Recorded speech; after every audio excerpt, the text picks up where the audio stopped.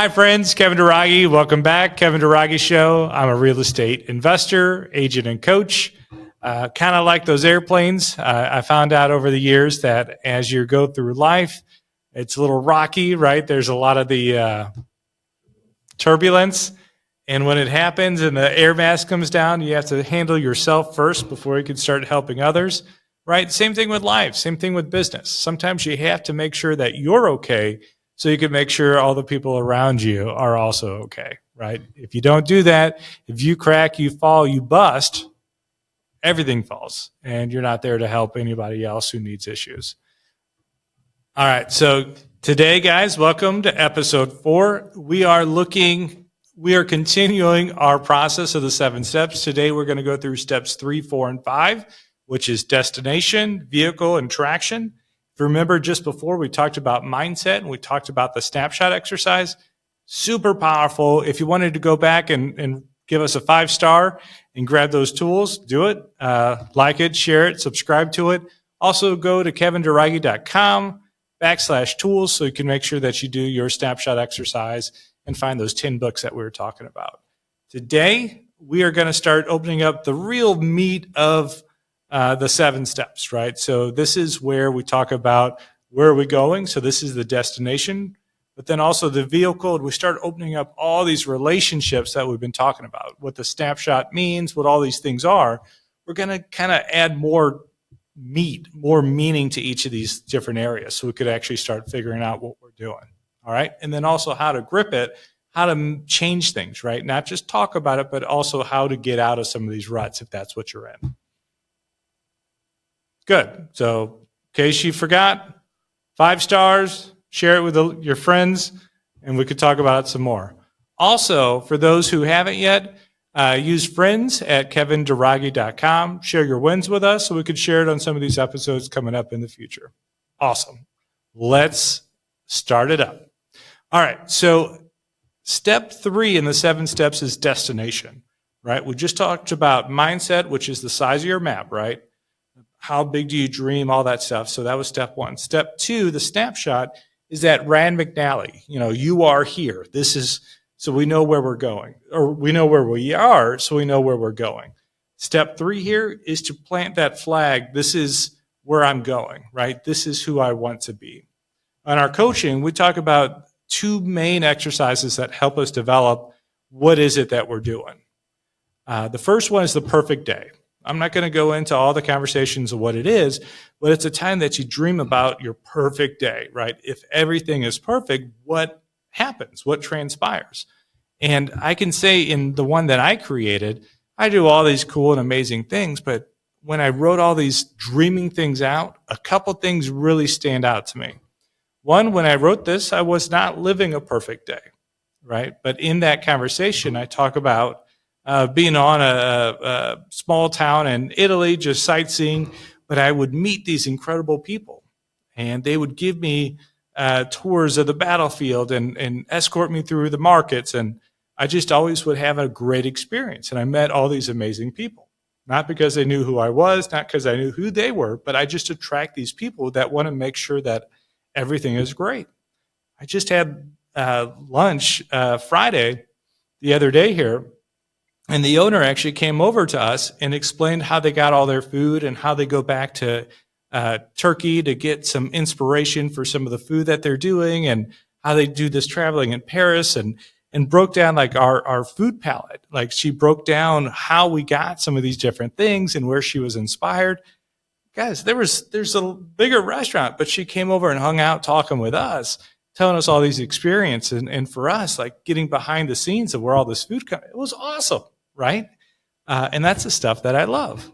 Coincidentally, in my perfect day, I had written this out, right? I took these thoughts or these feelings. Remember, feelings create our thoughts create our words create our actions, and our actions create our life, our success, right? So that same idea, right? I start vibing, I start sending out these positive vibes, this visualization, right? This manifestation. And these people start answering it, right? And they give me a great experience wherever I go. It's pretty awesome.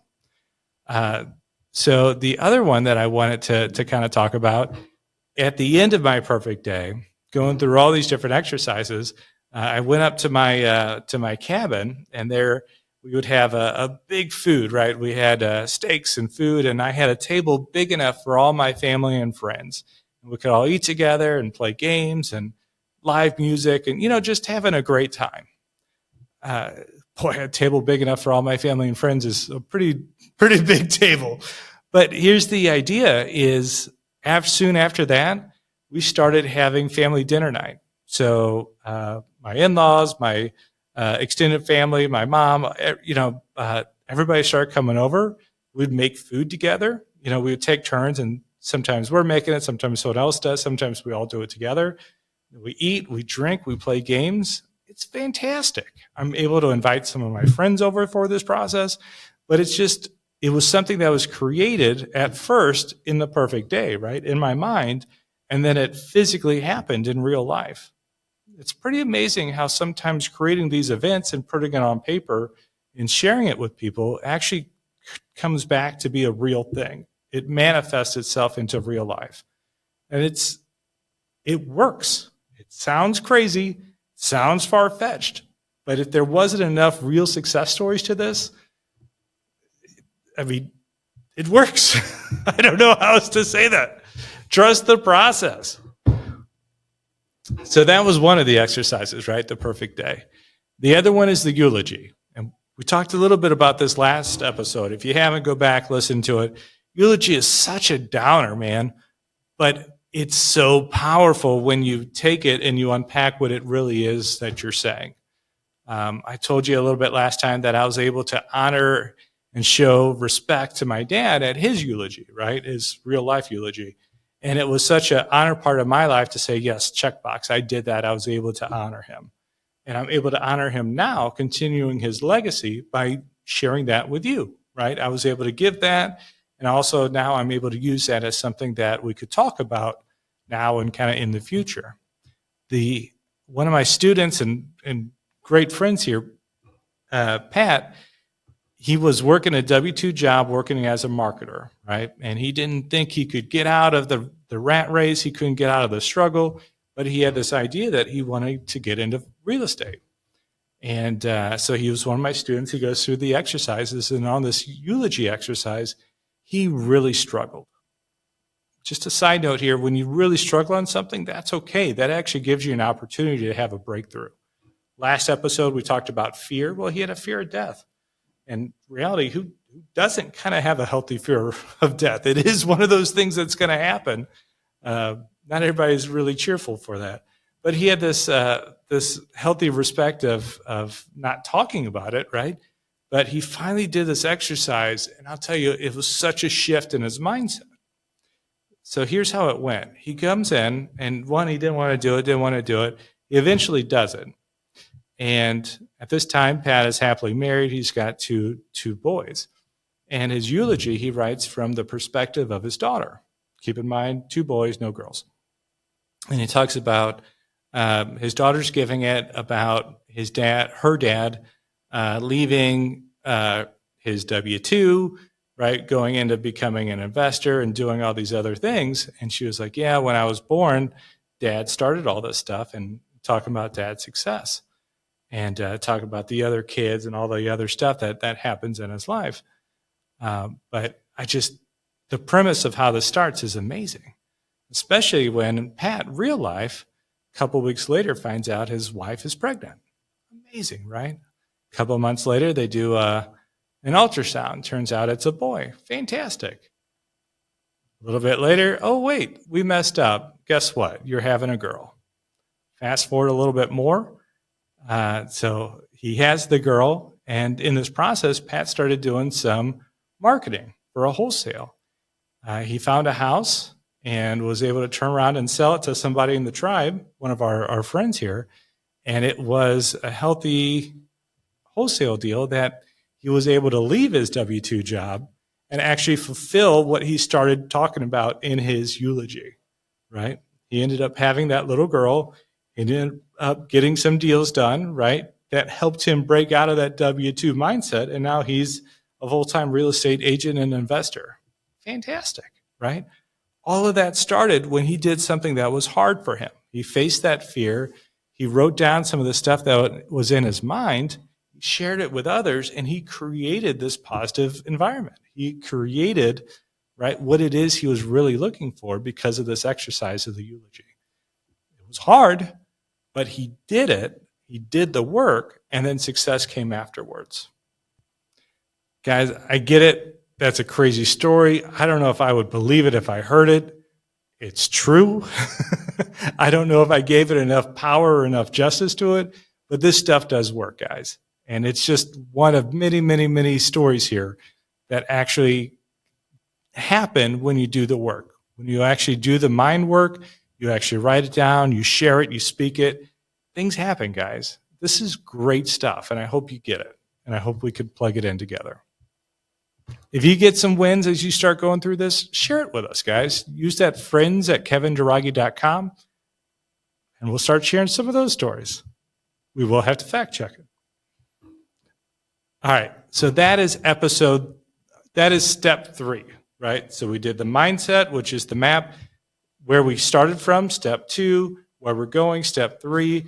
So now we're talking about the relationships, the vehicles that help us get from where we are now to where we're going. So just to recap there's 3 main relationships: your relationship with yourself, relationship with others, and relationship with things. Okay, so let's take that and let's open it up. So there's relationship with our bodies. So this is health and fitness, right? So guys, relationship with your health and wellness. We had a guy that was kind of struggling with serious drugs. And one day he kind of woke up and took back his life. Doesn't use anything, right? He's drug free. And now he's a spokesperson. He's now a coach helping people fight through the dependency and the addiction of all these different drugs and chemicals that get into our body, right? This is awesome. He was actually, I think, voted number 3 for Mr. Health and Wellness now. Crazy, from somebody of substance and abuse to somebody that is leading people out of it. Fantastic, right? We have a relationship with our mind, right? This is our ability to learn. I have this guy, Jason, who was scrolling through, I think, Facebook or YouTube, one of those, and he caught a video, and that video spoke to him. And I think it was like Jim Collins, and it was just one of those like, hey, you got to wake up. Start feeding your brain. Start doing this right. Who are you waiting for? And he's like, man, who am I waiting for? And he woke up and became a dad, right? He's been a dad, but he actually became a dad and engaged in life. And now he's running a successful business that keeps growing and growing and growing, all because he came across something and started feeding his mind to start making a difference. If you feed yourself with trash and you hang out with trash people, guess what? Trash in, trash out. Feed yourself the right stuff. So 4, we have character, right? Relationship with self, character. Character is one of those harder to define things, right? These are the personality tests. These are kind of the tradition of the families, right? Who are you? Is your yes, yes, and your no, no? Do you honor your word when you talk to people? And the other one is character in the sense of self-worth. And I met this guy back when I was doing a lot of houses, and he calls one of my bandit signs. If you know what a bandit sign is, it says we buy houses and a phone number. And so he calls one of it, and we start talking, and he's kind of talking big and bravado and like, hey, I could do this for you. I could work with you here. And we're actually just having a great time. And going through this process, man, we ended up talking for a long time. But he's like, hey, his countenance changes, right? It's like, well, you probably actually don't want to hire me because I'm a convict. I'm on parole. I need to find a job. I need to do this. You're probably not hiring anybody like me. I get it. I'm going to, just forget I called. Don't worry about it. Like, what are you talking about? So we scheduled a time. I met him. And I'm like, hey, are you a thief? And he's like, well, no. Like, okay. Well, he's like, but my rap sheet says this or this, and I was in jail for this. Like, all right. Well, are you that person now? It's like, well, no. I'm trying to do better. So it's like, okay, well, let's go. So he started working with me, and he is a good guy. So eventually we bought him a house. A lease option is what we were doing. So we bought him a house, and we had him make payments, trying to create a history and stuff like that for him. So one, he didn't think he'd ever own a house or kind of live in a subdivision. Then for me, if you remember part of my story, I started glutton. I was buying all these houses and all these crews. Well, he was one of the guys in my crews. And when I just had to let everybody go, he was one of the guys. And I'm like, hey, man, I'm done, right? I'm releasing everybody. And so, yeah, in a sense, he lost his house. And he lost his job with me. And that kind of sucked. But even afterwards, he came back to me the next day. It was like, hey, it was probably the right decision. The decision to let us go. And he came back and he would check in with me here and there. And then eventually he started driving trucks, right? Driving cars. When I was in my big car accident, he was actually the tow driver, the pickup car, and saw my car just in ruins. And just so ironic that all these pieces come back, right? And he calls me and almost like tears in his eyes, like, I thought I would never hear your voice again. I thought you're gone. Your car is trashed. And he actually started a company, bought several trucks, brings, cars internationally. He now has a contract, I think, with the government, bringing cars in and out of Canada and Mexico. Like, just the way he came, like before, he was broken because he was a convict, because he had a label. And then now that is removed, and he is a successful business person, right? Giving jobs to other people, right? His character was durable enough to know that he was meant for more than whatever label those other people slapped on him. So now we have relationship with others. So we have relationship with love, family. This is your friends, and this is also your relationship with God. So so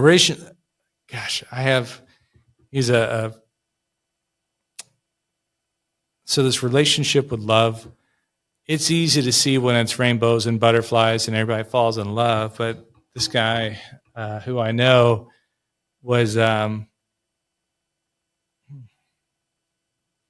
he was married, he had kids, he just loved his wife so much. And what he eventually did was lost his identity in just loving his wife. He was always providing, here's food, here's this, here's this, here's this. But he stopped working on himself. And through this process, his wife eventually ended up getting tired of him because he just stopped working on himself. He was physically fit, he was a nice guy, but wasn't, and he just wasn't the person that she fell in love with because he lost his identity in just loving her, that he kind of quit being his own self, right? His own character, his own friends. Everything just melted into her, and it just wasn't doing it anymore, right? Not all significant loves end up being fantastic. If you quit doing the work, either in communication or in self-development, guys, things fall apart. Relationship with friends. I have a friend who didn't have many friends, especially male friends. So he started, through our coaching and whatnot, he liked games. He liked board games.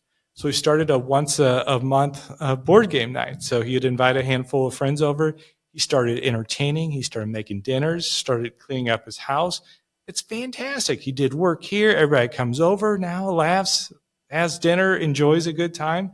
And now part of his social life, his friend life, has increased because of these little events, right? These little events, these metrics that he created, these activities, right? Now he's happy. That part of his life is fulfilled. It's not as difficult as he thought it would be. So relationship with family, right? So I'm youngest of 5. We have a good and healthy and big family. I have 3 boys, so that family's growing. We have been blessed with good family. Not everybody has. If you are blessed with a good family, it's your obligation to go out there and kind of plant seeds and create a safe place for people who don't. If you have a bad family, you don't need to keep going back there, but create a good family of friends around you, right? Create that little network of people that can stick together and be a family of friends. when I was at school, I went to a local engineering school here, and I did enjoy my college life. But I was introduced to a kid who needed some tutoring, and I started helping him tutor with some English and math. And keep in mind, I'm not very good at English anyway. But I started helping him, and he was like 10, 12, and I just started like being his friend. I ended up being his brother, his unofficial big brother. But through the years, we started having more fun. Like we'd go paintballing, we'd go do this. He'd come over and help me move in and out of the houses when I lived down there. When I got married, he was in the wedding. Like I treated him as part of my family. And he, what's funny is years later, his sister and her husband, when they wanted to get into real estate, actually gave me a call. And that became one of my first students, was actually a descendant of that relationship that I had with him. And it's just kind of fascinating how all this stuff kind of cycles around, and now we're friends, and it's awesome. It's amazing how some of these good actions kind of keep flowing, but build that family. And then we have relationship with things, right? So this is kind of the environment around us. These are the tangible things we could touch and feel and use. So like relationship with money. Don't have a perverse relationship with money. I have a guy that when I talked to him, he put money like up on a pedestal, and he said, man, if I only had money, then I could get a nice car and nice clothes. If I had money and I had these clothes and nice car, then I could get a girlfriend. If I had money, this car, clothes, then the girlfriend, and then I could have a family. If I had money, like everything came from just if I had money. And money, he made it so it was this unachievable item. Like the way he talked about it was all his dreams are wrapped in this money world, but he phrased it in a way that he could never actually get to it. It was always 2 steps away, and he could always only just clutch at it, but never really have it. Don't do that, right? That is the opposite. Money's just a tool. It's just a thing. Guys, I know this sounds weird, but work on your relationship with money in a healthy way. I was once told by somebody, and this is back when I didn't have much money, but he's like, Kevin, I want you to start carrying some money in your wallet. I'm like, oh, I got like $20 or something. He's like, no, I want you to start carrying $100. Shit, man. Like, I don't have cheese in my hamburger, man. I'm not quite to the point where I have $100 to put in my wallet. It's like, hey, start carrying $100 in your wallet. Don't spend it, just carry it. Sure enough, I started carrying it, and guess what? My wallet actually started accumulating more money. And he actually did this in his own life, and then now he carries, we'll say, a lot more money, but then a lot more money is attracted to it. He also started saying, like, start leaving money out on a counter, like in your house. Okay, if you live with roommates or something like that, think about it, right? But it was one of those, like, in a sense, you're saying, hey, money, there's a safe place for you here. I have plenty. I have abundance, right? Changes, little trays of money, a jar of money, right? All this stuff increases. And that's just how this works. Money is just a thing. And when you become a money magnet, it just sucks in, right? But you got to be good at giving, passing through. This is bad. I have a friend who was like, Kevin, I'm going to give away $1 million. I was like, wow, that's a awesome goal. Like, you must be pretty generous. I knew what he did. I knew he probably didn't have a lot of money. And I'm like, man, you must be like very generous is what you do. Like, how much do you think you've given? Like, what do you think? And he's like, yeah, what? I don't have that money. Now, let me do this one again. I have a friend who had this crazy goal. He wants to give away $1 million. I was like, holy cow, that's amazing. In my mind, I'm thinking he's so generous. I kind of know him. I didn't know he had a lot of money or anything. It's like, gosh, how does this work? He's like, well, I'm going to have $2 million and I'm going to give away $1. It's like, well, I don't think that's how that works. Like, I think it's one of those, you got to kind of pass it through, right? Live abundantly. If you have $2, you give away $1 by your same principle. He's like, oh no, I'll wait till I have 2 and then I'll give away $1. I was like, nah, I think you kind of missed the point to this. But relationship with money. Um, so if we talk about relationship with things, one of the things, like low-hanging fruit things that I just want to talk about here, one thing that we often overlook, because we think about cars, we think about our desk, right? But our relationship with sleep is a big deal. I think too often that we just don't get enough sleep and we're not healthy. We go through our life tired, right? It's easier to fall asleep at the wheel of life when you're tired. Why are you tired? Because you're filling your mind full of garbage at night, right? Playing on your phone, watching a movie in bed. Guys, that is not good for your sleep cycles. Start making little changes, right? One of which is, you know how to have a good morning? Well, you have a good night.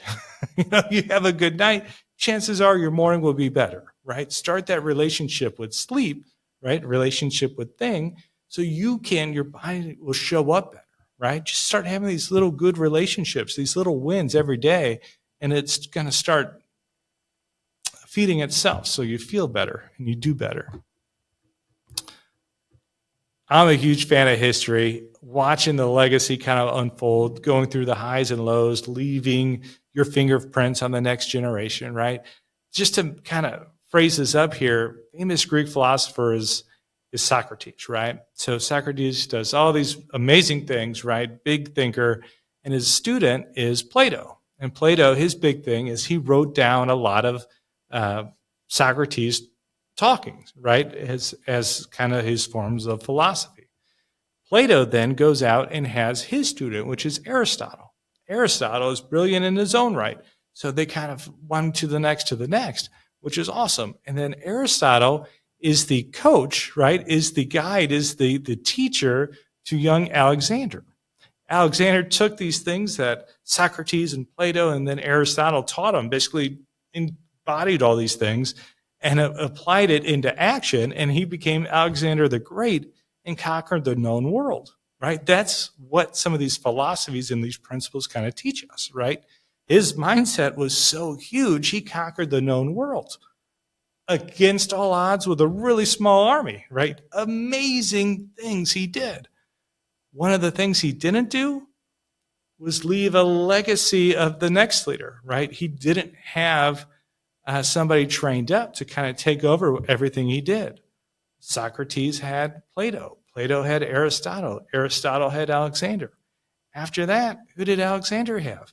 A fragmented world, right? He left a legacy. He did amazing things, but he didn't leave a successor. He didn't have somebody who took his stuff and kept going in the same way. For me, the coach I stand on is Chuck, right? It's his shoulders, it's his legacy, it's his leadership, which is still positively affecting me, which is now positively affecting you. His legacy is living on because I'm talking about it and I'm bringing it to you, right? So you could take action and go take some massive action and conquer the world, right? All right. So that is a more breakdown of this thing of vehicle, right? This step 4 is vehicle. Yeah. So that is step 4. That is vehicle, right? Understanding all these different relationships and a little bit more of what that means. So step 5 is traction. So that's when you take one of these and you start adding a little bit more to it. So one of my friends and students, Roy, his metric was he wanted to start walking more and eating better. Great. Within a year, he lost over 100 pounds, right?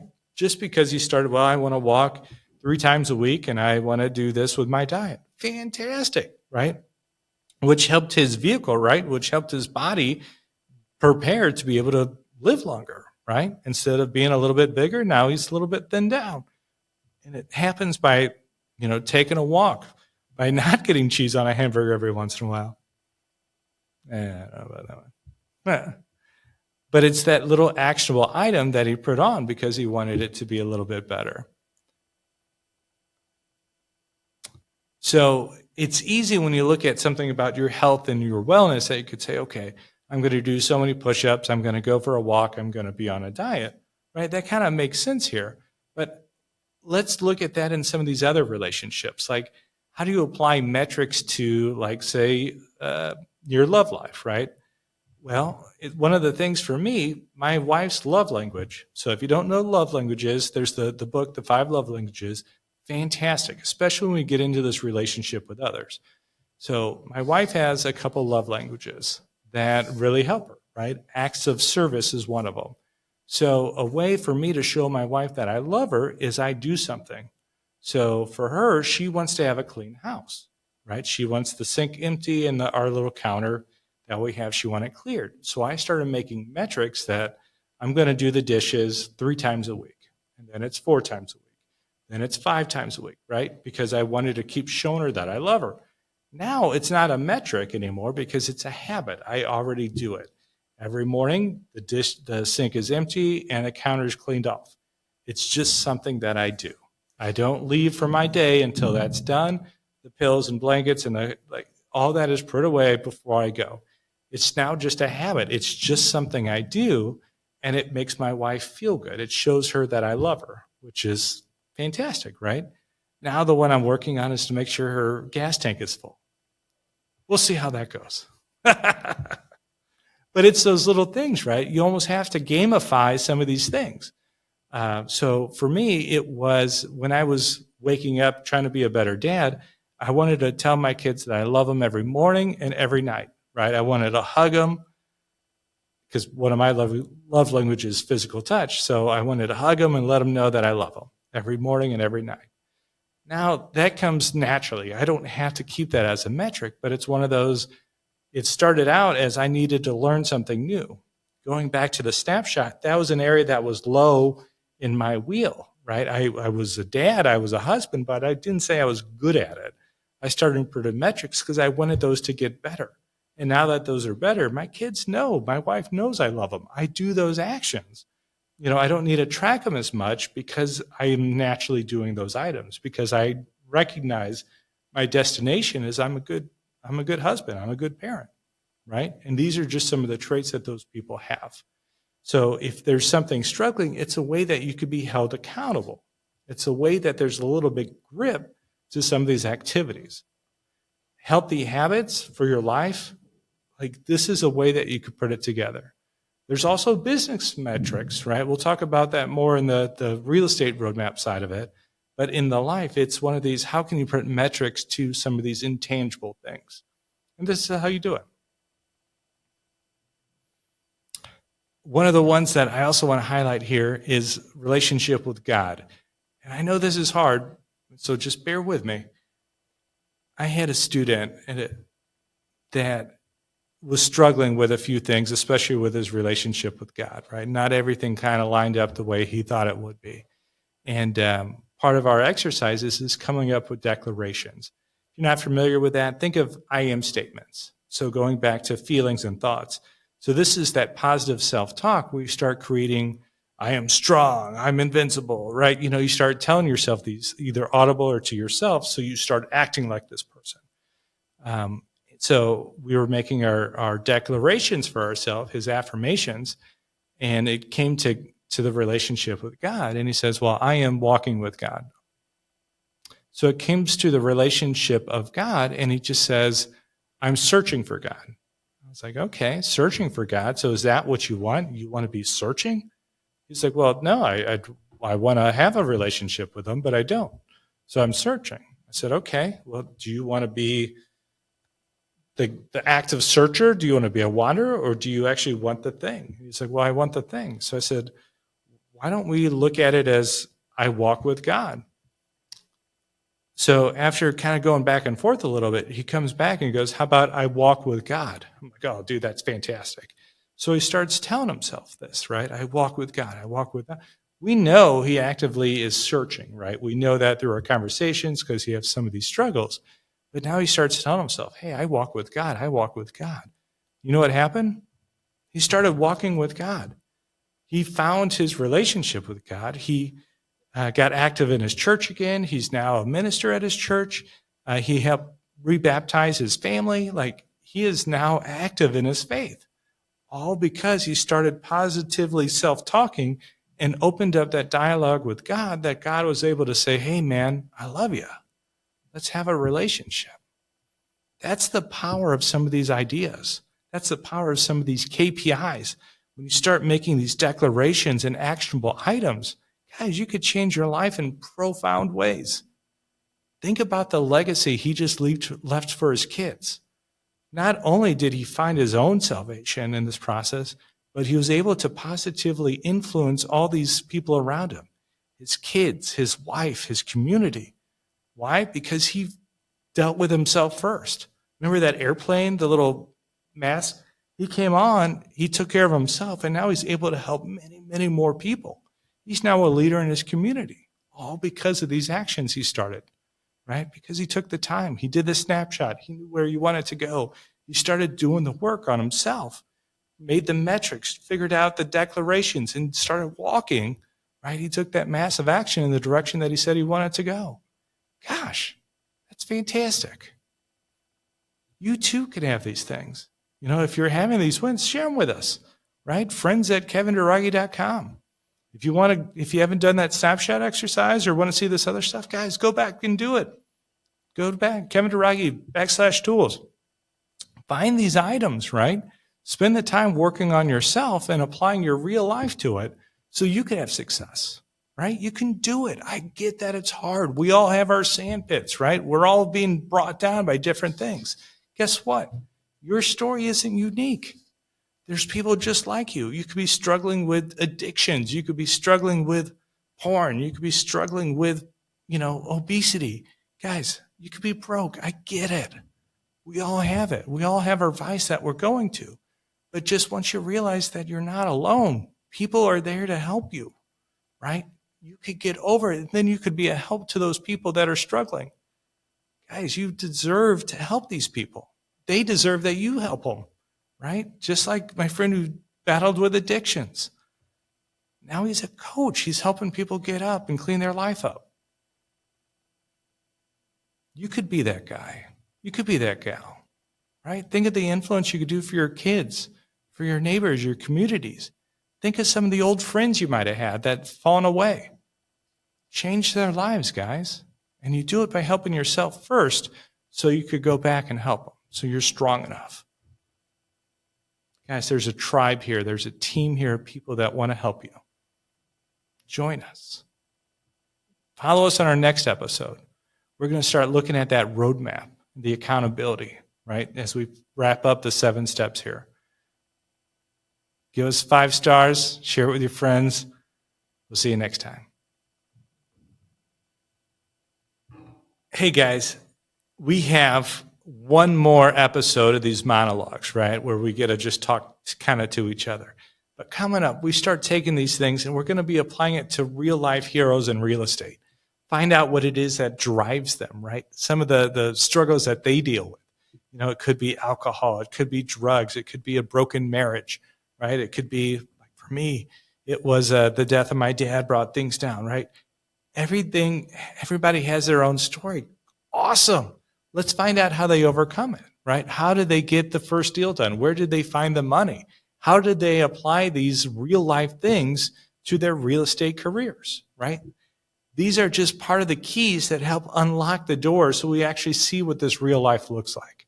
All right, guys, I'm excited to share these with you. Just give me one more. We'll keep unpacking it, and then we'll be able to open this up to some of these live interviews and find out these real estate heroes and how they're overcoming these things so they could also turn around and help you too.